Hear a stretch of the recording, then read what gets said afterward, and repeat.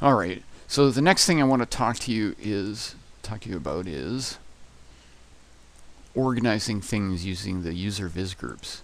Now, the basic viz groups, I'm assuming you're familiar with these things already.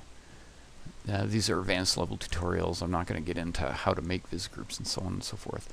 But there are a few things that are important about these viz groups. If you're working on a team, again, we're talking about using naming things and organizing things as a way to facilitate teamwork.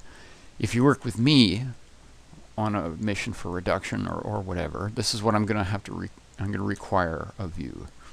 You're going to need 3 viz groups at the top. Top one is outtakes. Next one is ref or test. The third one is ceiling.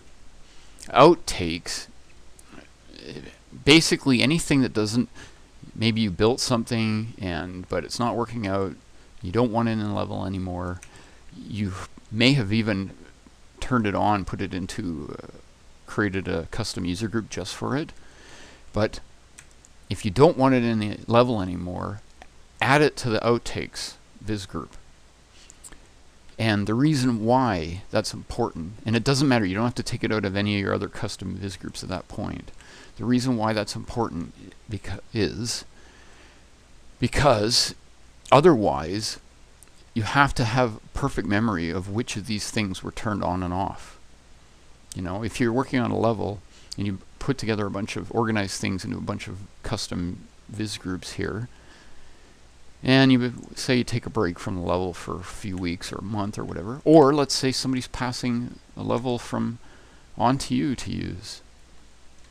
Now let's say I have this rig set up and I want to do it. This is a gunship, what I call a jump ship rig. I eventually decided not to use this thing, but again, if I went away and I had saved the level with that thing on, and then I went away and then came back 3 months and I wanted to render the level again, I'd be trying to figure out, geez, which of these things belong in the level and which don't. You know, I'd have to remember, does this thing belong here or not? I can't remember. But by putting it into outtakes, it doesn't matter. I could turn on all of these custom viz groups, turn them all on, kaboom, and then just turn off outtakes. And I know now that everything inside the level belongs inside the level. Now, this thing I haven't added to outtakes yet, so here we go. This is what I should have done. I don't want that bridge over there. Anyway, so the next one is ref test. These are basically entities that you put in just for reference sake. For example, let me skip to the third actually. Third one is ceiling. I put entities into ceiling because I'm doing top-down level design. Ceiling to me is the group that describes entities which are in my face when I'm looking down. When you're doing top-down level design, you always want to go back to this point of view. So, for example, these things are spawning triggers. I just put them all in the ceiling and then I click it off.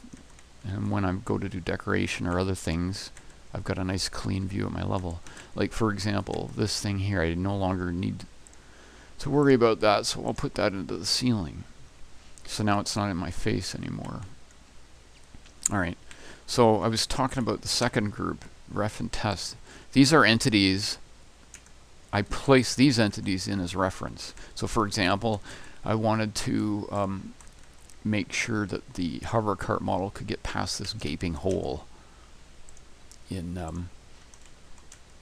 the overpass highway. So I put in, I duplicated the hover cart model, put it in here, place it exactly on the position of this path track, and so that I know that when the cart gets here, this is precisely where it's going to be. And then I just sort of adjusted my modeling, or maybe I shifted the path a little bit, you know, and I made sure that these nodes could get past, could facilitate the movement of aliens past this thing, and so on and so forth. And then again, when I went to render, just take it right out, and you have to remember to turn on ceiling as well. Okay, so viz groups are great, powerful tools as well to organize things.